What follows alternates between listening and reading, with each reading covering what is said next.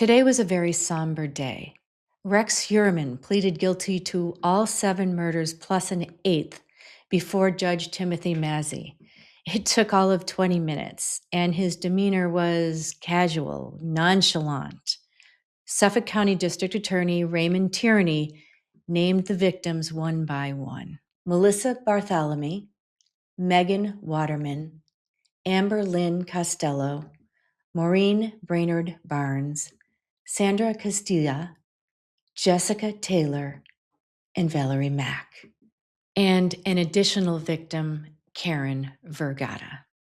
When asked how he had caused their deaths, Heuermann replied, strangulation, over and over and over. He admitted he hired the women as escorts, killed them, bound them in burlap, and left them along Ocean Parkway in Long Island. Welcome to the Margaret McLean Show. I'm your courtroom translator, and I'll take you behind the scenes. Heuermann chose to plead guilty because he knew they had very strong evidence against him. He wanted to spare his family. And honestly, I don't really think he cared about the victims' families. He'll be spending the rest of his life in prison. At least there's that justice. And at least there is closure for the 8th victim and her family, Karen Vergata. So who is she? She was a 34-year-old woman who vanished from Manhattan in 1996 and was believed to be working as an escort. Her partial remains were found on a New York beach after she vanished in 1996. They only recovered a skull and her legs were bound. Those remains were not identified until 2023. So the following is what the New York State courts would allow us to see. Generally, cameras are not allowed in the courtroom, but at least you can see Heuermann in court ready to plead guilty. Number 8, Rex Heuermann, trial control.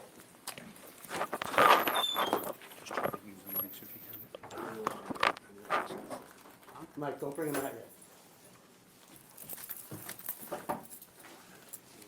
All right, ladies and gentlemen, before we proceed, the court is in receipt of numerous applications from media and press agencies seeking permission to video record and or photograph today's proceedings. The court is mindful of the significant public interest in this matter and the important role of the press in ensuring transparency and public access to judicial process. At the same time, the court must ensure full compliance with the New York law governing media coverage of court proceedings, and the court is duty-bound to safeguard the integrity of these proceedings. The court has been made aware that the defendant may enter a guilty plea here today, which was probably the worst-kept secret in this building in the last couple of days. Under applicable law and rules, audiovisual coverage, including video recording and still photography, is prohibited during portions of the proceeding in which a sworn testimony is taken. Relevant to here, a defendant's plea allocution constitutes testimonial evidence as it involves sworn statements made by a defendant admitting to the facts underlying the charges. Accordingly, the court will permit limited media access as follows. 1 pool video camera news from News 12, 1 pool still photographer from Newsday will be allowed to record and photograph the proceedings up to, but not including, the commencement of the defendant's plea allocution. At the point where the defendant is sworn and begins allocuting the charges, all audiovisual coverage must cease, and the court will direct the court officers to escort the 2 camera persons out of the well. The court has conferenced this matter with counsels to both parties and with representatives of the 2 press agencies as to the limited scope of coverage of this proceeding. Both counsels, is this your understanding, first of all, yes? It is. Yes, Your Honor. All right, and do you have any objections to what I've just said? We don't take a position. You don't take a position either, Your Honor. Thank you. Both camera persons, Mr. Ryan and Mr. Carbone, have been expressly advised that they are under order of the court to immediately disseminate the video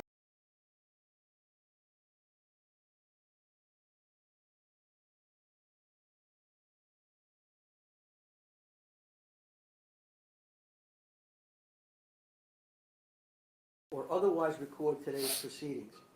This determination reflects the court's effort to balance the public's right of access with the legal requirement prohibiting coverage of testimonial proceedings, as well as the need to preserve the fairness, dignity, and orderly administration of justice. All right, gentlemen, I understand that circumstances have changed in this case. That's correct, Your Honor. People? Your Honor, it is the understanding of the District Attorney's Office that the defendant will plead guilty to 7 counts in the indictment, specifically counts 1 through 3 and counts 7 through 10. Counts 4. I don't need to take that. Should we bring the defendant out, please? Bring the defendant out now. It's a very good idea. Thank you, Mr. Brown. Usually helps to have a defendant.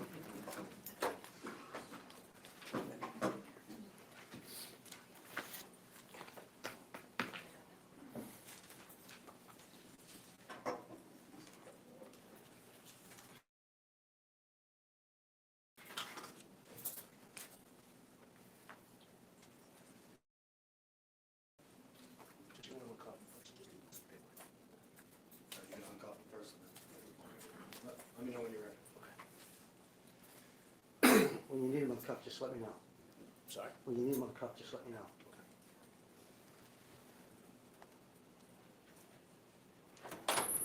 Coming out, Judge.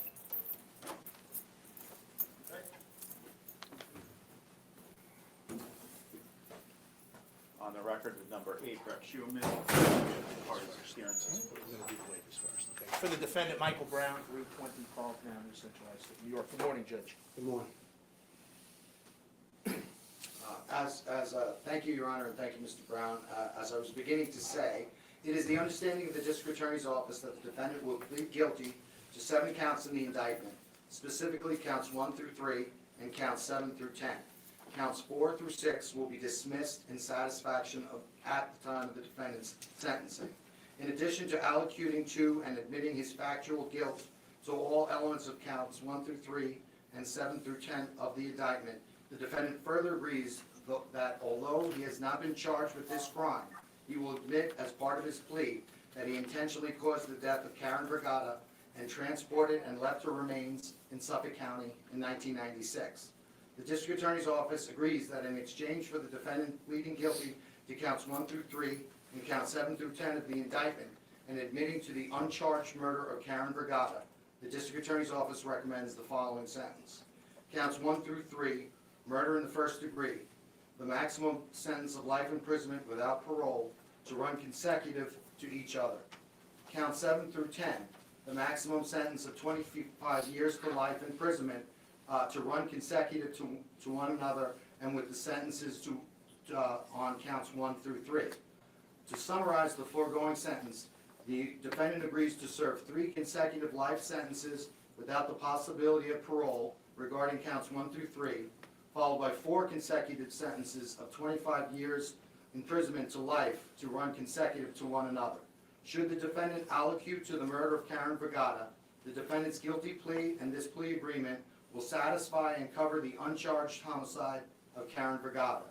In exchange for all of the above pleas, there will be no further prosecutions pertaining to the murders of the aforementioned 8 victims: Karen Brigada, Valerie Mack, Jessica Taylor, Maureen Brainerd Barnes, Melissa Bartholomew, Megan Waterman, and Amber Costello. The defendant will acknowledge both orally and in writing that he has received voluminous and sufficient discovery to make an informed decision regarding his plea here today. The defendant will further waive any objections to the District Attorney's compliance with Article 245 of the Criminal Procedure Law. The defendant has also agreed to withdraw all motions currently pending before this court. As set forth in the written waiver of right to appeal, the defendant agrees to waive his right to appeal, which includes the court's prior hearing determination, as well as any claim that the sentence imposed by this court is excessive. The defendant further acknowledges that he's been fully apprised by his attorneys of the rights and privileges that he is waiving, and that his waiver is being agreed to knowingly and voluntarily and made for the purpose of receiving the benefit of not being charged with the murder of Karen Brigada or any other charges related to the deaths of Maureen Brainerd Barnes, Melissa Bartholomew, Megan Waterman, Amber Costello, Valerie Mack, Jessica Taylor, and Sandra Castilla. Finally, counts 4, 5, and 6 will be dismissed in satisfaction at the time of sentencing. And I believed in the beginning, with regard to the 8 victims, I inadvertently left out Sandra Castilla. Mr. Mr. Brown? Judge, can he be uncuffed for a moment just to sign certain documents? Sarge? Yes, Thank you. Judge.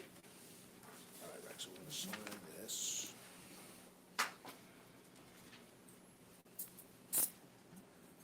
May he rot in prison. Once again, thank you for watching the Margaret McLean Show, and please subscribe because I'll be following many more cases as we continue. Thank you.